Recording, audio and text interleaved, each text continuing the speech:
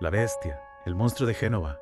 Ya solo los apodos. Escalofriantes. Nos dan una idea de la magnitud del horror. Usaremos la Wikipedia en español como base. Y Y os aviso este caso. Tiene muchos puntos oscuros, misterios sin resolver. sí, la verdadera magnitud de sus crímenes sigue siendo una incógnita, aunque las cifras oficiales. De los 72 víctimas.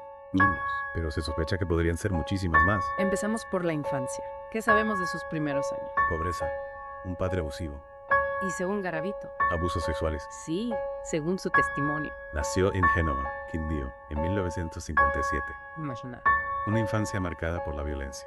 Describe a su padre como un alcohólico, violento, infiel. Menciona un episodio particularmente brutal. A los 6 años, su padre lo ató a un árbol y charle. Lo golpeó brutalmente.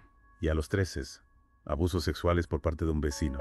Difícil imaginar el impacto de esas experiencias, ¿verdad? Claro, ¿cómo no van a marcar a un niño? Aunque hay quien cuestiona la veracidad de estas afirmaciones. Sí, algunos expertos creen que podría ser una estrategia para justificar sus actos. Para intentar Ganar. algo de compasión. Manipulación. En definitiva, Como sea una infancia traumática, ¿cómo evolucionó esa violencia? paulatinamente empezó con crueldad animal. Una señal de alarma, por desgracia, muchas veces ignorada. Y de ahí escaló al abuso sexual infantil, Un patrón terriblemente común. Engañaba a niños vulnerables. con promesas de dinero de dulces. Usaba disfraces. Se hacía pasar por morras y cantando Kiss. Usaba Onisfrul. Llevaba a zonas aisladas, donde nadie pudiera oír sus gritos. En su confesión, Mukrid describe los crímenes con una frialdad asombrosa. Recuerda algunas de sus víctimas con Mosco. Precisión aumenta. Menciona a Julián Pinto, un niño que vendía café. Cerca de un hotel donde se hospedaba, lo convenció para que lo acompañara. 4. Abusó de él. Y finalmente, Lo asesinó. escalofriante. ¿Verdad? Sin duda, un caso terriblemente complejo. Y no se queda ahí en su confesión. Habla de rituales satánicos. Rituales con sus víctimas. Añade una capa todavía más siniestra al caso. Garavito era religioso. Se había convertido al pentecostalismo. Una dualidad inquietante, ¿verdad? Por un lado, la fe. Y por otro, la depravación absoluta. Algunos expertos creen que usaba la religión para justificar sus actos. Como Skinner le hubiera encomendado en una misión. Conquificación perversa. Era consciente de la maldad de sus actos. Esa es la pregunta. Ah, no. Oye, creía ser un instrumento de mal. Quizás nunca lo sepamos. Lo que sí sabemos es que su captura fue una mezcla de casualidad y valentía. Abril de 1999. Intenta secuestrar a un niño en Villavicencio. Un hombre sin hogar, presencia en la escena, interviene. Un héroe anónimo. Sin él, quién sabe cuántas víctimas más. Garavito huye. Pero el testigo alerta a las autoridades. Lo encuentran, pero usa una identidad falsa. Intenta desaparecer, fundirse entre la multitud. Puro las pruebas. Lo delatan. Huellas, testimonios, objetos personales. Las piezas del puzzle empiezan a encajar. Empieza a confesar, con Treco, una frialdad pasmosa. Describe los crímenes con todo detalle. Dibuja mapas. Indica dónde enterró a sus víctimas. Un horror. Imaginad tener que escuchar esos relatos, ver esos mapas. Gracias a esa información se pudieron identificar a muchos niños desaparecidos. Al menos, sus familias pudieron darle sepultura, saber qué había pasado. Pero Mejor. la justicia a veces es insuficiente. ¿A qué te refieres? La pena máxima en Colombia en aquel entonces, 40 años. 40 años. Para un hombre que confesó más de 170 asesinatos. Su sentencia original, 1853 años, pero se redujo a 40 por opondo las leyes colombianas y por su colaboración. Una decisión controvertida, por decir algo. Para muchos, una burla, una injusticia. ¿Cómo es posible que alguien llegue a cometer semejantes atrocidades? ¿Qué pasa por la mente de Orma un libro?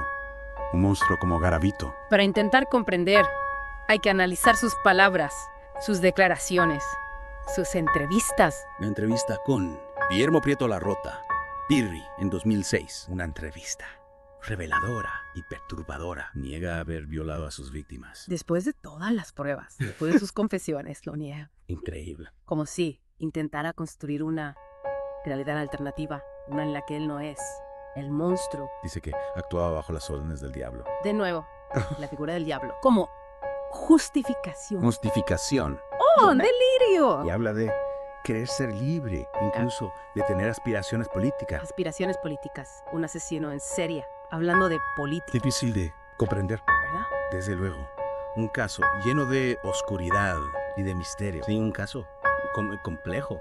Como decíamos, el estudio de la Universidad Pontificia Bolivariana. ¿El que mencionaste antes? Sí, sugiere que Garavito padecía trastorno antisocial de la personalidad, sociopatía. ¿Lo puedes explicar un poco más sobre? Ese trastorno. Claro, un patrón generalizado de desprecio y violación de los derechos de los demás. ¿Y cómo se diagnostica? ¿Qué criterios se utilizan? Según el manual diagnóstico, debe presentar al menos 3 de los siguientes criterios. Incapacidad para adaptarse a las normas sociales, deshonestidad, impulsividad, Impulsividad. irritabilidad y agresividad, desprecio imprudente por la seguridad, propia o ajena, irresponsabilidad, falta de remordimiento. Muchos de esos encajan con Garavito, ¿no? Sin duda, su historial de crímenes, la falta de remordimiento, la manipulación. Veo, es suficiente. Un diagnóstico explica, de estimarse no debe, la magnitud del horror. Está complicado. El diagnóstico nos ayuda a comprender algunos aspectos, pero Pero, no podemos reducir a Garavito a una etiqueta. claro, es más complejo que eso. Mucho más, su mente es un laberinto, lleno de recovecos oscuros, traumas, experiencias que lo marcaron. Es como si intentamos comprender un puzzle con piezas que faltan. Exacto, yes, Vale, falta doctor. claridad. Es lo que hace que este caso sea tan Perturbador. fascinante. Y tan frustrante. Nos enfrenta a caer en nuestros propios límites, El la perfecto. fragilidad de nuestra comprensión del bien y del mal. El mal existe, se manifiesta de formas que a veces nos cuesta imaginar. Y nos obliga a preguntarnos, ¿qué podemos hacer? ¿Cómo podemos proteger a los más vulnerables? Esa es la pregunta que Mao nos deja este caso. ¿Qué podemos hacer para que no se repita? Un deep dive. Puede ser perturbador, pero necesario. ¿No crees? Sí, necesario. Para recordar, para aprender, para no olvidar. Recordamos a los oyentes que esta inversión se ha basado en NIM, la Wikipedia. Si queréis profundizar, hay otras fuentes, libros, documentales. Pero sobre todo, no olvidemos a las víctimas. A los niños que perdieron la vida. sus historias nos sirvan de pilas de un contrato recordatorio. Cool sono para construir un mundo. Yo solo pude abrirme de privazas y ver de la mente humana, por ore palió. Vamos a hacer en puro de Charia, no vais, pero... Gracias por acompañarnos en este viraje, un viaje a las profundidades. De voy a hacer de la mente humana un viaje. Pues de Sí. muchas horas de esto. Muchas preguntas. Y pocas respuestas. Hasta que